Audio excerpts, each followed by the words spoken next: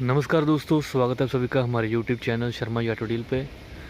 आज की वीडियो में आपको ये जानकारी दूंगा कि अगर आप एक पुरानी गाड़ी को फाइनेंस करवाते हैं तो उसमें कितना ब्याज लगता है, क्या उसका प्रोसीजर रहता है, सारी जानकारी आपको इस वीडियो में देखने को मिल जाएगी।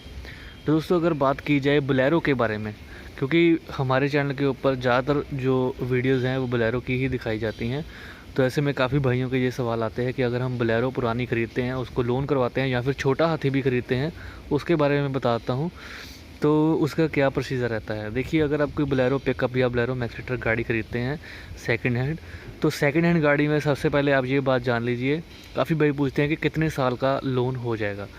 तो ऐसे में अगर लोन की बात की जाए तो पुरानी गाड़ी के ऊपर ज़्यादा से ज़्यादा जो रीफाइनेंस गाड़ी होती है उसके ऊपर 3 साल का लोन हो जाता है बड़ी ही आसानी से।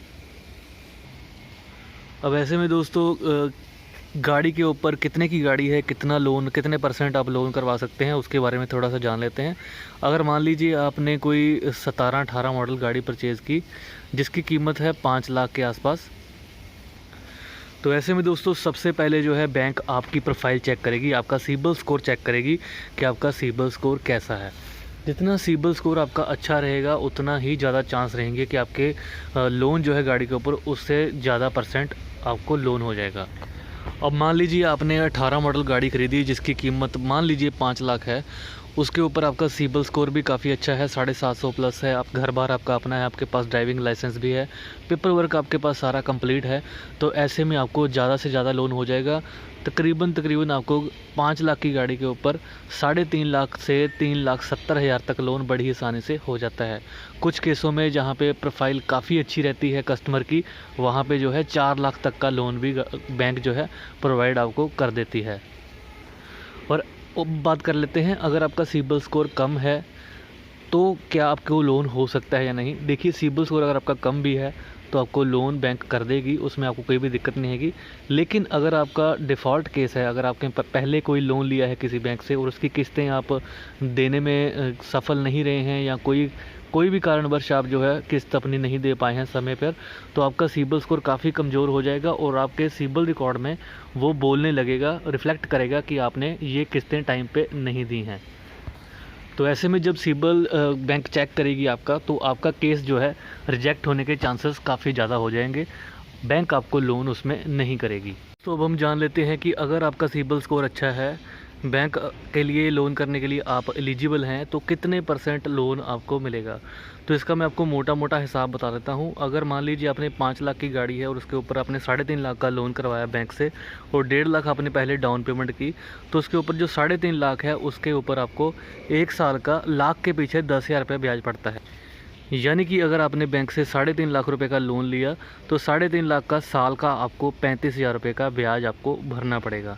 अगर आप 2 साल का लोन वो आप 2 साल चलाते हैं तो आपको 70,000 रुपये का ब्याज बैंक को देना पड़ेगा।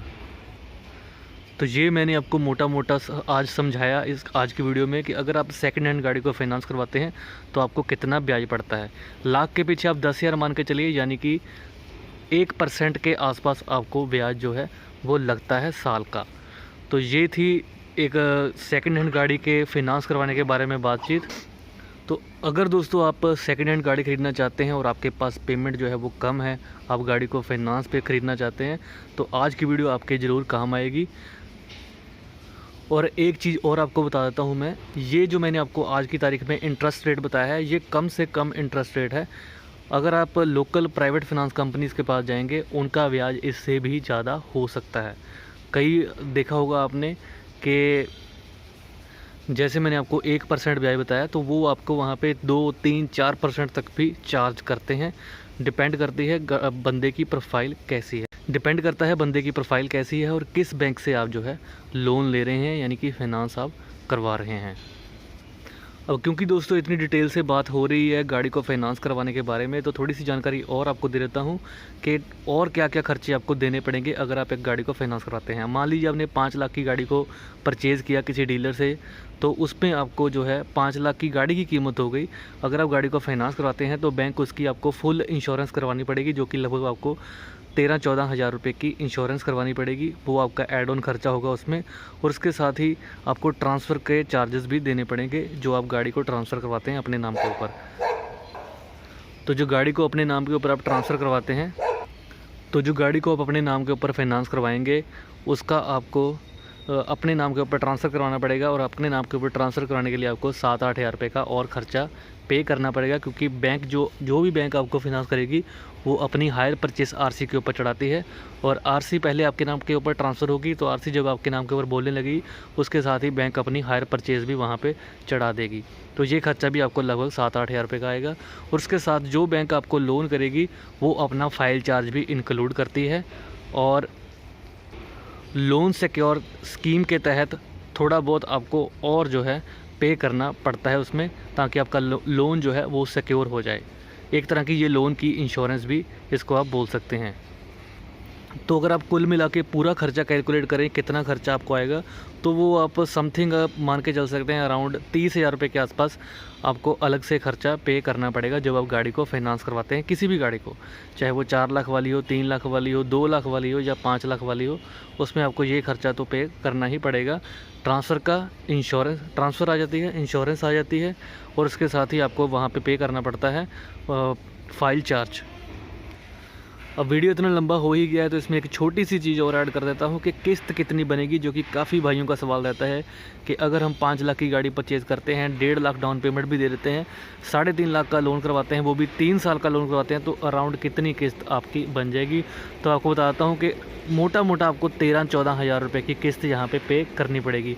अगर आप डिटेल से सारी इन्फॉर्मेशन जानना चाहते हैं तो आप नीचे कमेंट करके बताएं कि कितने रुपए का कितना ब्याज लगेगा, कितनी किस्त बनेगी, तो उसके ऊपर भी मैं एक अलग से वीडियो बना दूंगा, क्योंकि आज की वीडियो में अगर आपको दूंगा तो वीडियो काफ़ी ज़्यादा लंबा हो जाएगा।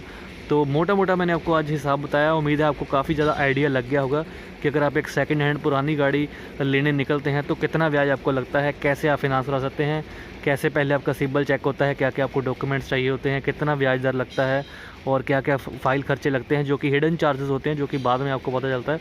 तो सारे मैंने आपको पहले ही बता दिए हैं और आपको मोटा मोटा आइडिया एक मिल जाएगा कि अगर आप सेकंड हैंड गाड़ी परचेज़ कर रहे हैं, उसको फाइनेंस कराने की सोच रहे हैं, तो कितने की आपको गाड़ी पड़ जाएगी। अगर दोस्तों आपको वीडियो अच्छा लगे तो इसको लाइक कर देना। अगर इसमें बताई गई जानकारी आपके किसी भी काम आई तो आप हमारे चैनल को सब्सक्राइब भी करें और वीडियोज़ को आगे भी शेयर करें।